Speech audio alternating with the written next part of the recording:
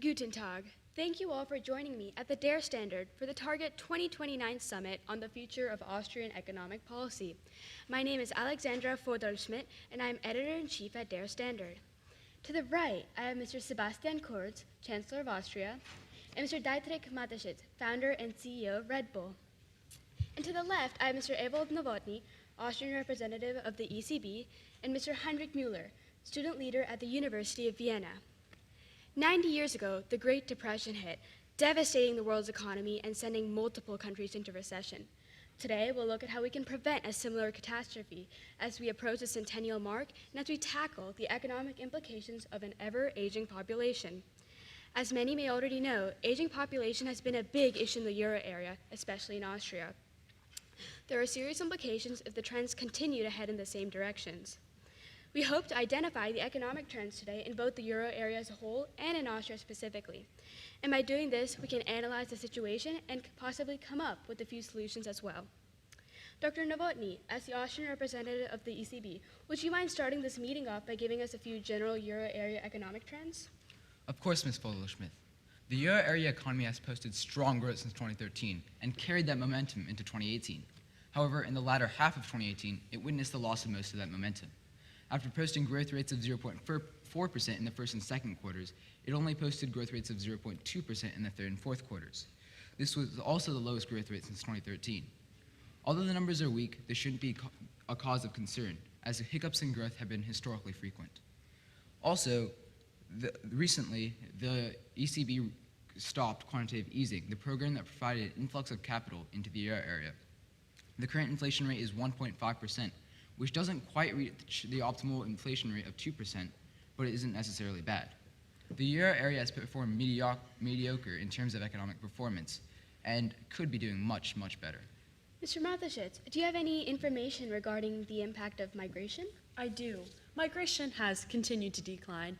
However, it still impacts the labor force. The increased labor force creates competition for jobs, puts downward pressure on wages, and thus decreases the overall unemployment rate.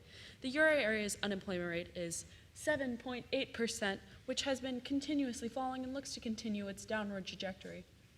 Now, centering on Austria, how does the country's economic trends compare to that of the euro area currently, and what have the implications of these trends been? Compared to the general euro area, Austria fared better in the third and fourth quarters last year. Austria's GDP was 370 billion euros in 2017, and last year, Austria posted a growth rate of 0.4% in both quarters, mainly driven by an increase in consumption and exports. This rate was significantly lower than the 0.8% growth rate in quarter one, but higher than the euro area average as a whole. However, the Austrian unemployment rate was at 8.4% in February of this year, which is higher than the euro area average, but there's a sharp spike in the unemployment rate each year around the new year in Austria, followed by a precipitous drop in the rate soon after. These peaks have been decreasing steadily since 2016, though, which is good, and it is likely that the lowest unemployment levels of the year will be below 7%. Additionally, the net migration rate has slowed from its peak in 2015 of 6.25 migrants per 1,000 people. This is likely due to the dominance of the Austrian People's Party, your party, Chancellor Kurz, as you have promised to break down on illegal immigration and reduce immigration as a whole. Essentially, Austria has been doing very well, and spike in unemployment is not something to be concerned about. The drop in migration is supported by the current ruling party and some of the people, myself included. However, without migrants, it does make it very difficult for the Austrian population to expand. That also brings us to our next point. In recent years, many European countries, Austria included, have begun to see an aging population with less populous younger generations. This population decline is characterized by a decline in crude birth rate, natural increase rate, total fertility rate, and an increase in life expectancy and old age dependency ratio. Well, as countries become more developed, their citizens tend to have fewer children, which explains the decline in crude birth rate and total fertility rate. And as countries also become more developed, their healthcare system improves, which explains the total life expectancy increase. And as shown in the slide behind me, Austria's total fertility rate in 2016 was 1.49, which is lower than the euro area average of 1.55 and significantly lower than the replacement level of 2.1. One of the largest problems of a declining population is the increase in the old age dependency ratio, which is the number of people over age 65 compared to the number of people in their productive working age years. The larger the dependency ratio, the greater the burden on those who are working to support those who are not. Currently, 19% of Austria's population is over 65, and by 2050, 31% of Austria's population is projected to be over 65. The Austrian old age dependency ratio was 27.9 in 2018, lower than the euro area average of 31.9, but with the largest portion of Austria's population currently being in their early 50s, this ratio will rise immensely in the coming years. One positive effect of the situation is that older citizens are more likely to have excess funds for investment, which helps the Austrian government create revenues through the taxation of these funds. Increased investments and increase in taxes can allow companies, technology, and infrastructure to improve, but without subsequent generations to support these new improvements, they can collapse. However, there are also a multitude of negative economic effects. This is true, and one of the most prominent effects is on the health and welfare systems. As the population ages, the number of people who actually contribute to the social funds decreases, while the number of people who receive benefits and pensions increases. And you can see how this could create an unsustainable system. Currently in Austria, there's a rigorous social spending plan, including pensions, health care, and other benefits regarding children, unemployment, disabilities, and housing. The spendings in these areas amounted to 28.6% of Austria's GDP in 2017. With an aging population, this strain on the Austrian economy will just increase further, as old age-related spending equate to 44.3% of the total 106 billion euros spent on social spending in 2017, a little less than 13% of the GDP. Mr. Kors, could you please further outline the Austrian social spending plans and their specific impacts? I would be happy to. As you mentioned, old age-related spending currently amounts to the largest percent of social spending inside of Austria. Currently, Austria runs on a defined benefit pension scheme where citizens are required to contribute a certain number of months to receive benefits through the plan. This system has the potential to be sustainable when the old age dependency ratio is maintainable because of the constant contributions given by the current population in the workforce. However, as the population ages and younger generations become less populated, the old age dependency ratio will inevitably rise and the pension system will become dangerously unstable. Of course, Dr. Novotny, and as it stands, there is significant strain on the Austrian economy. In 2015, the total pension entitlements amounted to 1.295 trillion euros, 385% of the Austrian GDP, clearly an extremely large amount. Additionally, there is also large social spending in other areas. The significant spending and focus on old age-related pensions does take a lot of resources and does have adverse effects on the economy. Yet there's also a large focus on the healthcare system and disability pensions. These sectors are largely affected by population demographics, specifically that of old age. The healthcare system takes 26% of total social spending, around 7.5% of the GDP, while disability pensions take around 6.2% of the total social spending, or a little less than 2% of the GDP. Since old age has adverse effects on health and disability, you could see these numbers rise in the coming years with the aging population. The effect of old age on social expenditure is especially evident in Austria's extreme social spending plan.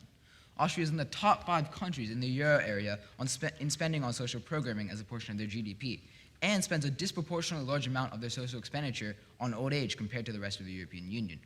Their spending on healthcare as a percent of GDP is also notably above average in the euro area.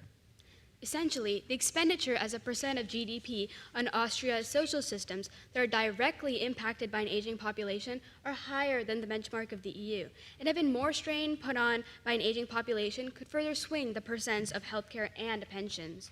The Austrian government spent around 2/3 of their 150 billion euros in tax earnings on social services, and without cuts to other areas, could the rise of healthcare and pension costs require more money from the government?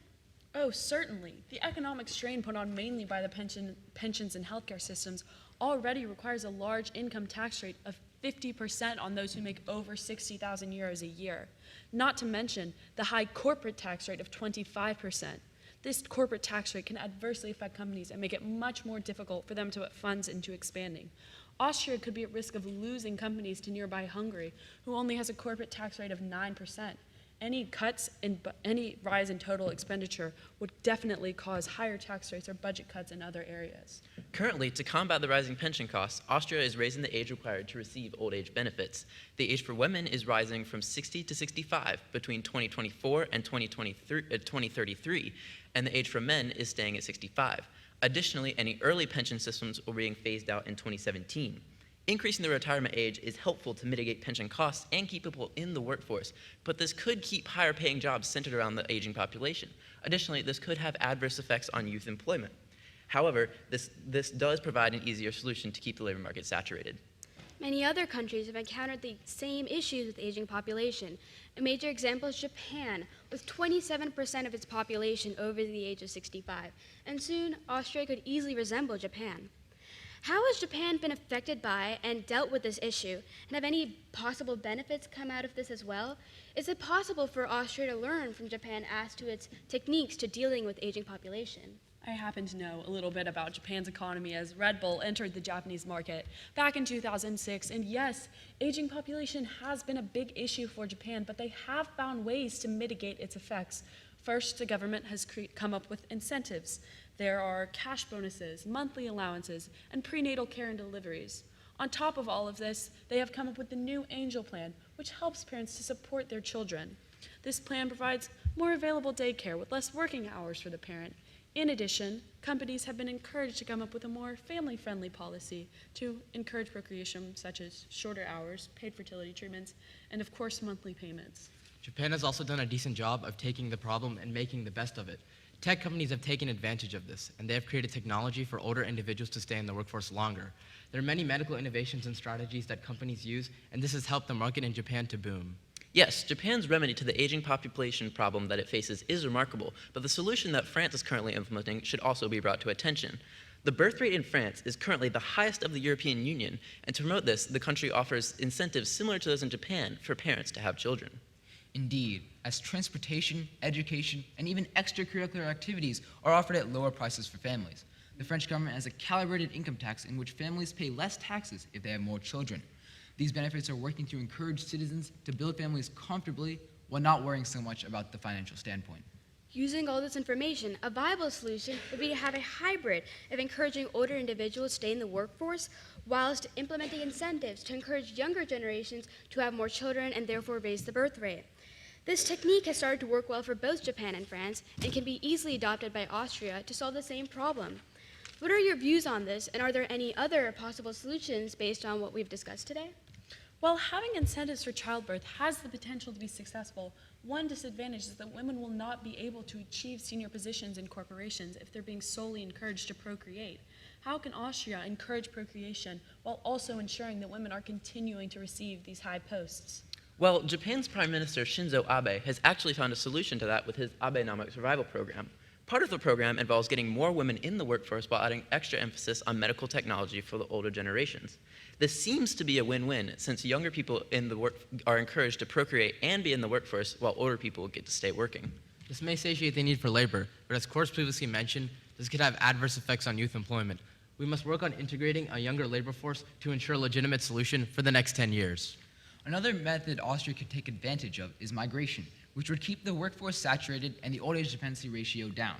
Migrants also tend to have more children than regular citizens, which could keep the new generations populated. While migration may seem like an easy solution, like the Japanese, many Austrians today fear migration in that it could result in the loss of society, culture, and Austrian identity. Not to mention, my party was elected based on the promises to the Austrian people of limiting migration, and I could not go back on those promises. Perhaps, to reduce the citizens' fear of losing the culture, the Austrian government could shift more of its social spending funds into creating systems that help educate and assimilate migrants into Austrian society. Additionally, the children of migrants often integrate themselves very effectively while diversifying the culture and creating a sustainable system.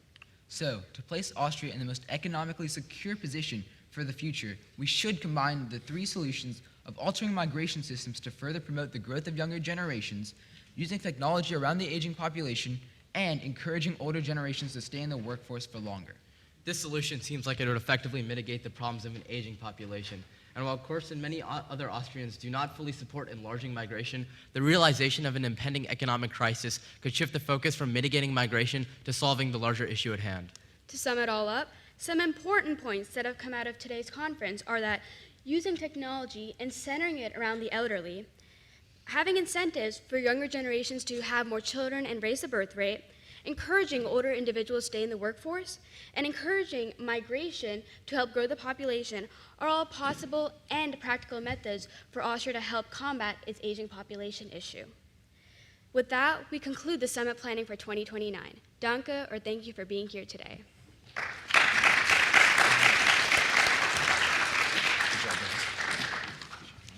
Thank you for that presentation. I'm going to start off with two questions for you, two general questions. The first is the 7.8% euro area unemployment rate hides low rates in some countries and high rates in other countries. What can euro area policymakers do to reduce the gap between countries with high and low unemployment rates? Well, unfortunately, the euro area policymakers, in terms of policies for the entire euro area, would have to be very careful in what they do, because anything that they will do could affect not only the countries on the smaller economic scale, but also the bigger economic countries such as Germany or France. Additionally, the specific tools that the euro area can use are monetary and fiscal policy to lower the unemployment rate. So by using monetary policy and lowering the interest rates, which they currently have at 0%, they encourage spending and other activities that allow for more hiring and more jobs to be created. But the recent rollback of quantitative easing as part of their monetary policy does take away some capital from countries, but a lot of countries have been preparing for this for a long time, and they know they have systems in place to reduce that. In addition, the fiscal policies implemented by the European Union Council and by countries themselves can promote more spending and other things in other areas related to Keynesian economics, where they can see how the demand and supply is related, and maybe even go into deficit spending to encourage the unemployment rate to drop. Okay, thank you. The second question is, if the euro area enters another recession while interest rates are still close to or below zero, how should policymakers respond? Well, the most obvious form of action would be to reinstate quantitative easing, which would obviously stimulate everyone's economy, and the euro and the ECB can continue that program for as long as it needs to help stimulate the economy everywhere in the euro area. Additionally, a lot of the problems that would become from a recession if the interest rates are so low are because they can't lower them any further, but they have put them into the negatives before, and this does have effects into increasing short-term spending, but it could have long-term effects as well that are negative, and that people could lose their savings, and the bond rates of government bonds drop a lot as well. So they can go into the negatives, but the most beneficial practice would be, this may hurt other smaller countries, but the most beneficial practice would be to raise the interest rates before the recession so that they can lower them after to stimulate economic activity. And policymakers must make sure they take into account all the smaller economies, such as Greece. And when you change something for the bigger countries, you also need to be aware of what this could possibly do to the economies of these countries, such as Greece. So policymakers must keep that in mind.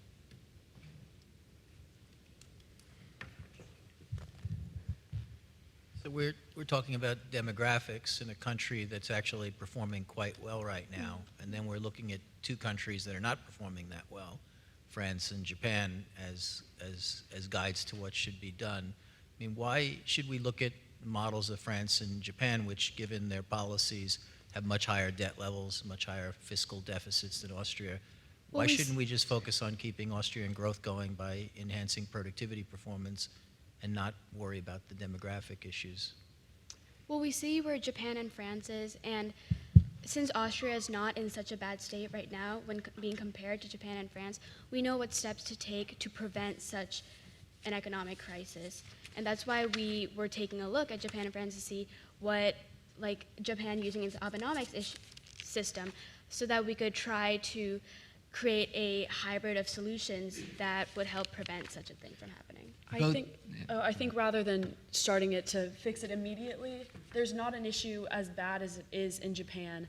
As Ms. Boulder-Schmidt was saying, it's more so a guide to prevent what's happening in France and in Japan.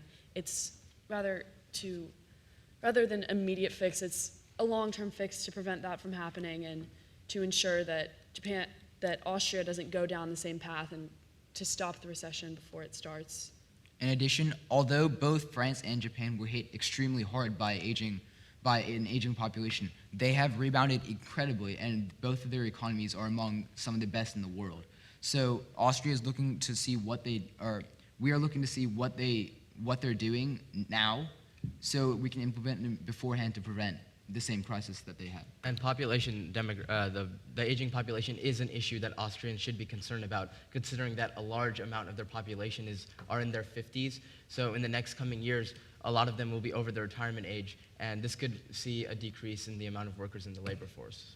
And additionally, the main focus why Austria should focus on the aging population and not really worry about the short-term effects of that it could cause some spending in the government that lowers, that puts them at a deficit, is because this is to solve the long-term problem. So if Austria leaves the population as it is, doesn't provide any programs like Japan and France have done, they will end up in a very poor position. Because if you look at what Mr. Mueller was referencing, if you look at the slide comparing Austria and Japan, you can see the large population bubble right before retirement, and that will definitely have a large impact.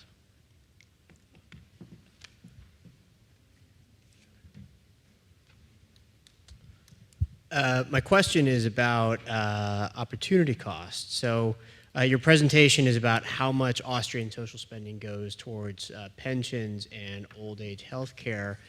You propose to fix that, and so my question is, which parts of the broader Austrian economy could most use that money if it weren't being so targeted towards solving the old age dependency ratio? Well, one thing we propose in our presentation is to shift some of that social spending in order to alter migration systems, but this might be something that is used more in the long term, because as of now, Austrians are very anti-migration.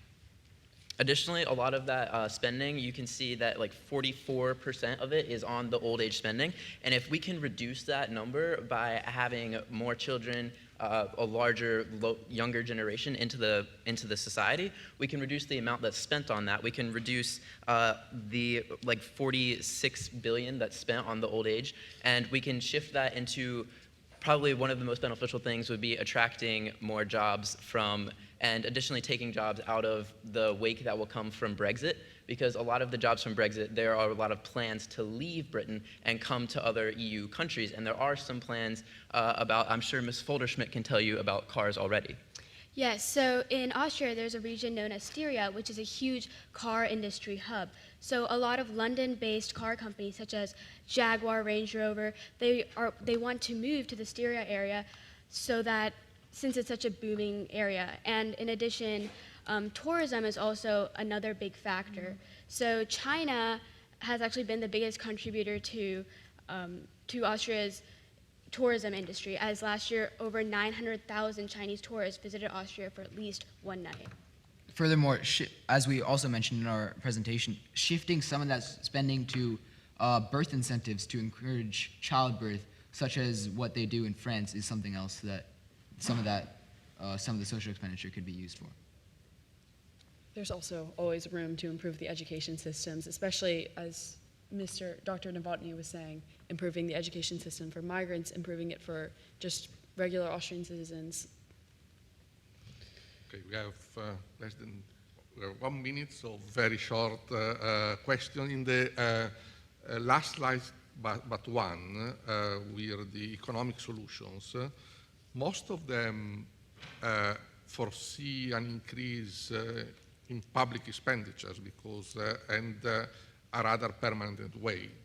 So are you arguing that the fiscal deficit of Austria should be permanently higher, or do you think that part of it has to be paid by higher taxes or other ways? So a lot of the spending that can go into those plans to provide for the solution can come from just shifting it, so there doesn't have to be that much because of the insane amounts that are on the old age and on the healthcare. But a lot of it can also come from a change in taxes around tourism, because tourism wouldn't provoke a lot of dissent within Austrian society. It wouldn't make political upheaval necessary, because implementing taxes on tourists with the growing tourist attractions in Austria, the growing tourist population coming to Austria, there can be a large income for the government that comes from tourism taxes as well. Tourism is a very booming industry. As Ms. Folderschmidt was saying, Chinese tourists are providing a large part of the tourism industry. I think, did you say 900,000 tourists visited last year alone. The tourism industry in Austria is booming right now. It's one of the major contributors to the tax. And in the most dire situations, if absolutely needed, Austria could raise its taxes, but because even though Hungary has lower taxes than it, it is still competitive within the general euro area. So raising taxes still remains a possibility, even though this would definitely cause public dissent and would be only employed in the most. Okay. The time is over. Thanks a lot to the Austrian authorities for the presentation.